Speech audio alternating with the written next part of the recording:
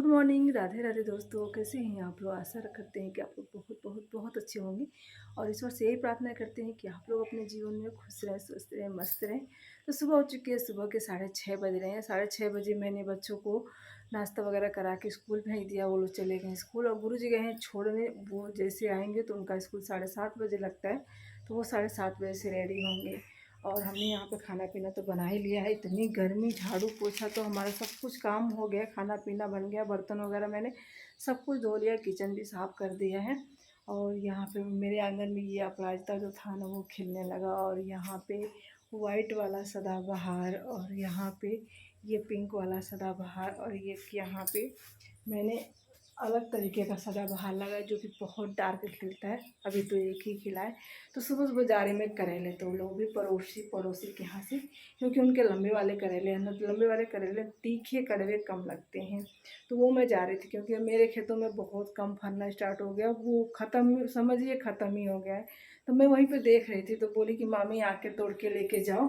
तो यहाँ देखिए मेरा किचन वगैरह सब कुछ साफ़ हो गया है। और यहाँ पे किचन, खाना बन गया है, बर्तन भी धुल गए हैं। तो सब्जी रोटी बनाना था तो ज़्यादा वो नहीं होता है। और जीविका ने भी सारा काम कर दिया, बिस्तर वगैरह सही कर दिया।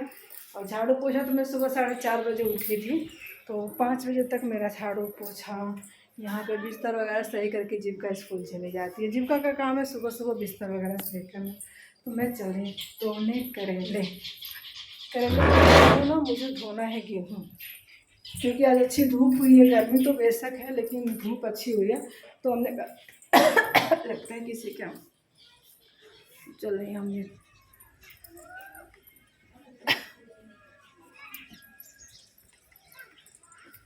और ये वाले भी फूल देखो कितने सुंदर लग रहे हैं, यहाँ पे भी और यहाँ पे भी बहुत सुंदर लगते हैं। और ये तो खिला है यहाँ पे।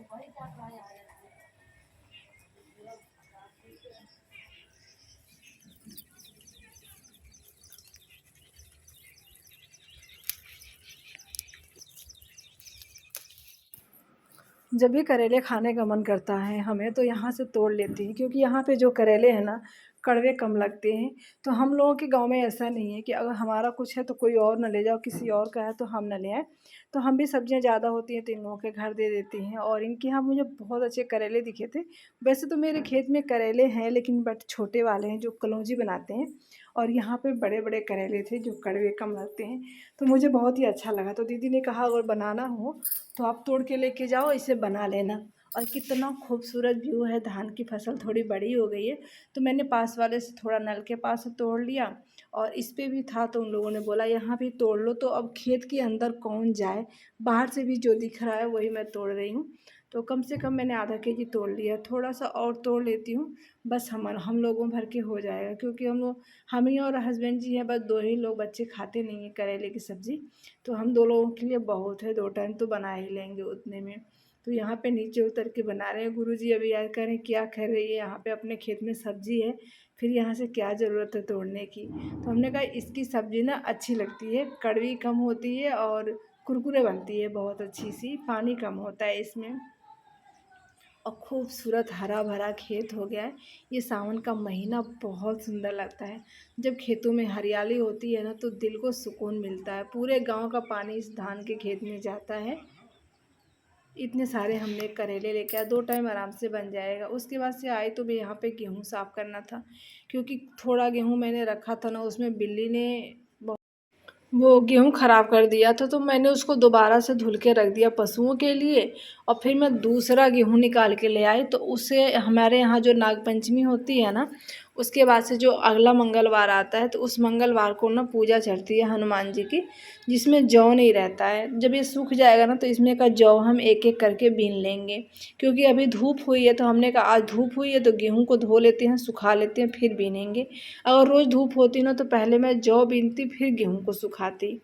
तो ये इस तरीके से मैंने कम से कम 20 किलो के लगभग में यहाँ पे गेहूँ लिया है। और इसको धो के सुखा लेंगे, फिर किसी दिन धूप होगी तो मैं और गेहूँ ले लूँगी। क्योंकि बरसात का सीज़न है, वो थोड़ा थोड़ा पिसवाएंगे ना तो हो सकता है किसी दिन बारिश हो तो गेहूँ ही ना सूखे। तो तेज़ धूप हुई थी, अब देखते हैं भगवान की मर्जी है कितने दिन में सूख जाती है, 1 दिन 2 दिन 3 दिन। तो यहाँ पे दिक्कत होती है गेहूँ सुखाने की गाँव में।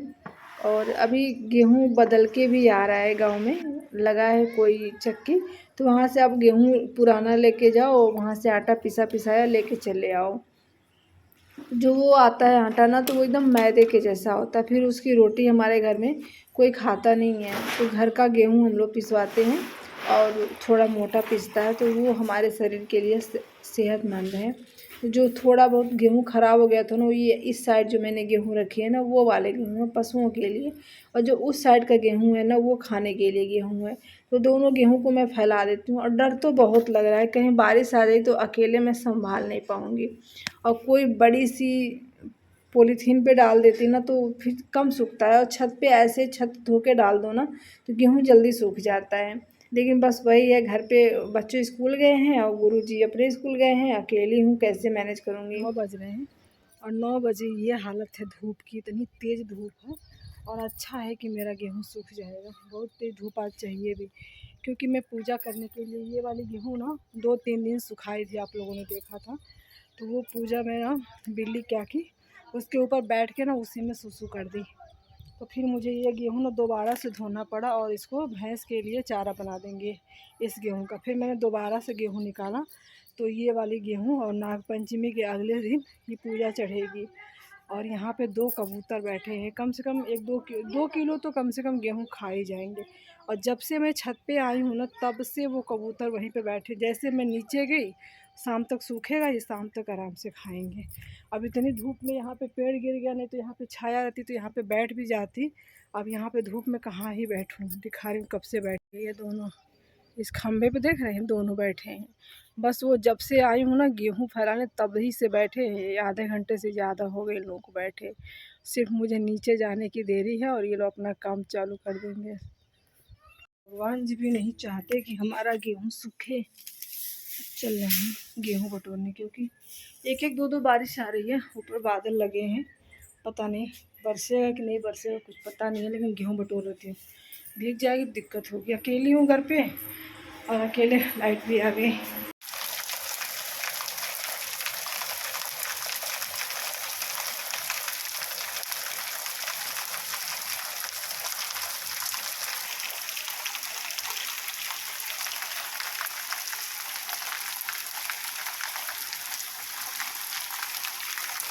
और शाम हो चुकी है, और शाम के अभी कितना बज रहा है, 6:45 हो रहे हैं। खाना पीना बन गया, गुरुजी बोले थे खिचड़ी बना देना, तो खिचड़ी बनाई हूँ खाने में। और बच्चे बोले थे मम्मी सूजी का हलवा बना दो, तो जस्ट अभी मैंने बनाया था, बच्चे ने खाया, और हलवा तहरी तहरी वाला खिचड़ी बन गई है। तो फिर एक सीटी में ही बन जाती है खिचड़ी। तो शाम हो गई है, बारिश तो बहुत आई, आज मैं खेत भी नहीं गई, और लाइट नहीं आई थी तो मेरा फ़ोन भी चार्ज नहीं हुआ। बस बारिश आई थी, उसके बाद से मैंने फ़ोन चार्ज पे लगा दिया था कन्वर्टर पे, तो उस पर धीरे धीरे चार्ज होता है, तो बारी बारी से सबके फ़ोन चार्ज हो रहे थे। और अभी बज रहे हैं 6:45, तो अभी फ़ोन चार्ज कर मैंने लिया फ़ोन। और बाहर काफ़ी अंधेरा हो, चल रहे थोड़ा दीपक जला देते हैं शाम को। गाँव में सब लोग बैठे हैं और लाइट नहीं है, तो सबका खाना बड़ा जल्दी बन गया है गाँव में, और मेरा भी खाना बन गया। मैंने खाने में खिचड़ी बनाई है, तो जीविका अभी गई जस्ट वहाँ पे, तो बंद करके आई है, और मैं शाम का दीपक वगैरह जला लेती हूँ। पहले लाएंगे थाली धोकर, उसके बाद से दीप जला लेते हैं।